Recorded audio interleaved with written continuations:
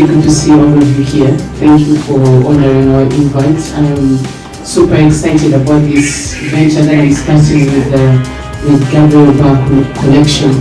I am glad to be part of something so amazing. I love the perfume, and I'm glad that when they called me to do this, I love the smell and I love the photo, how it all looks like, and even the name, it says my woman, because that is what my husband calls me most of the time. So I felt like really connected. Just for supporting us.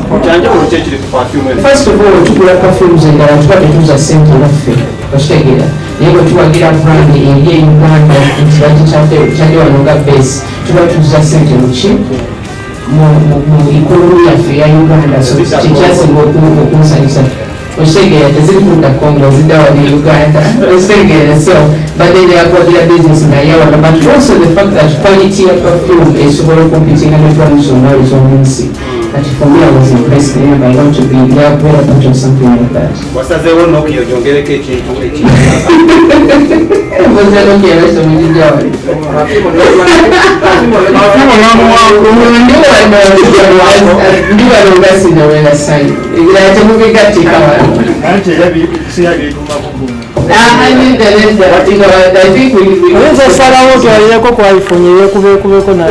it's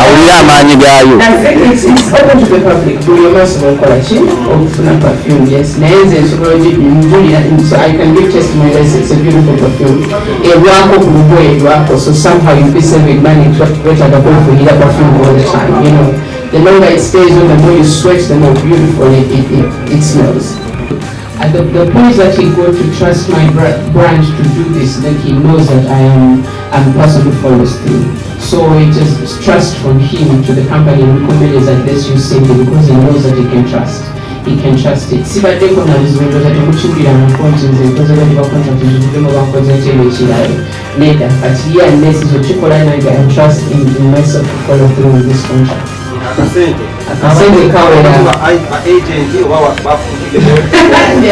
Because I know Mr. Gabriel spoke to me directly. Yeah, and no,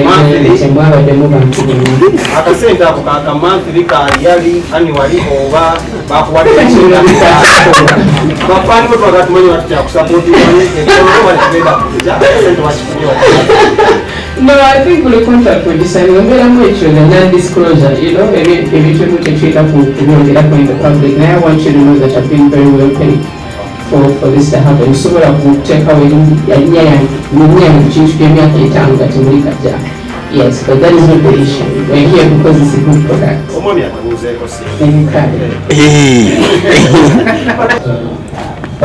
It's an honor to be here, and like the gentleman asked, I am just here as the support system to my wife.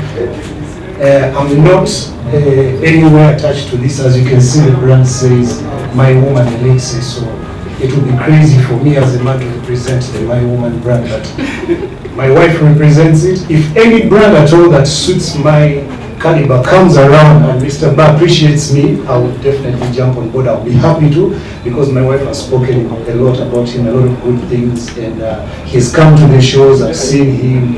He's, for the few years I've known him, he's an honorable man, so I'll be happy to do business with him. For today, I'm just here to support my wife. Just give him company. How do you feel your woman getting such investments? I don't know if I should answer that. I just don't know if I should answer that question. Let me just tell it to you like this. Whatever my woman does, I'm proud of it. It doesn't matter what. I'm proud of it, and I always support her. So this, for me, is an achievement. Yeah.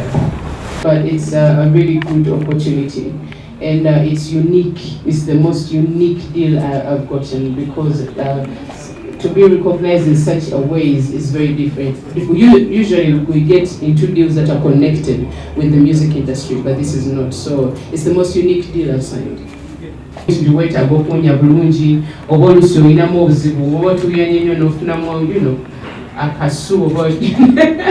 certain smell. It's a really good brand of Bantu that smell no. The more you sweat, if you use this perfume, actually the sweeter the sweeter the smell is. So mbadde njagala mwenna mukimanyi kino bw'eri perfume tobonaabona tebakuvumira bwereere teweeswaza. You know, get the My Woman perfume and smell nice all day. Abayimbi ne ba entertainer. For anybody, my husband is not a weapon that I use against people. My husband is for me. Techiwataringa what is going on there. Abada inakubude na small project okujamusa atama babezi or shooting something and working on another project. Na ile rogu abada bulina. And my husband is always supportive. Sometimes you don't see him. Sometimes he's supporting when you guys are not there and he's there. So it doesn't mean to continue to run the at all. I'm not here to make a statement to anybody else. He's just here to support me in that sense. To show off your husband, or to show him that you want him involved in other issues of your life and create that kind of ambience of trust. I think if you're married, it's important for you to move together, to not have secrecy between yourselves. Chiyamba the relationship. I hope I've answered your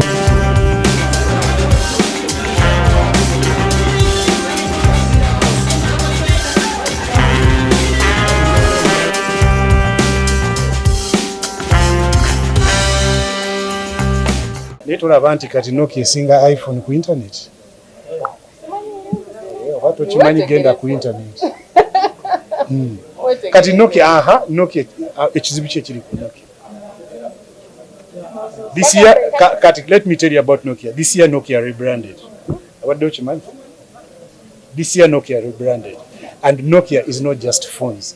Ne abantu abasinga mu butamanya balowooza nti Nokia is an old brand of phones. Nokia is like ahead of technology right now. Bw'okinoonyerezaako. Naye ate my first phone was a Nokia and I loved it and I still have it. So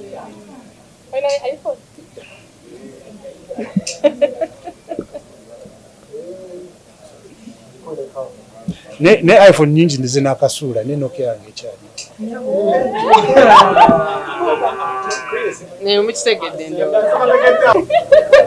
Nokia yange aganji kulage. the phone. No. iPhone doesn't have a life. iPhone doesn't have a longevity. iPhone can't last. In my hands, it can't last 5 years. Because every year there's an iPhone. Why should I stay on the last when there's a new one? But when was the last time you say Nokia? Kati obantandikewa.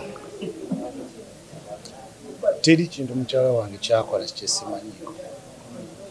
Era buli kimu kyakola nkimanyiiko era buli step gyatwala behind her. Oyinza okuba oli awo nze yatangula batu. Agambe oyinza okubanga.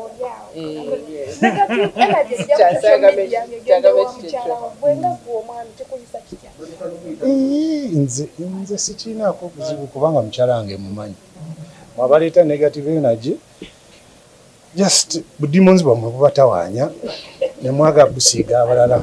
So nze mukyala wange mumanyi byasobola okukola mbimanyi byatasobola mbimanyi. So negative energy abaleeta negative energy ku social media bo bennyini bali negative energy ebibatabula bingi kati baga kubimala ku muntu mulala.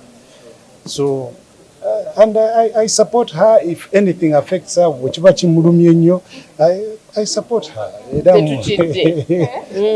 Negative energy is not a scare.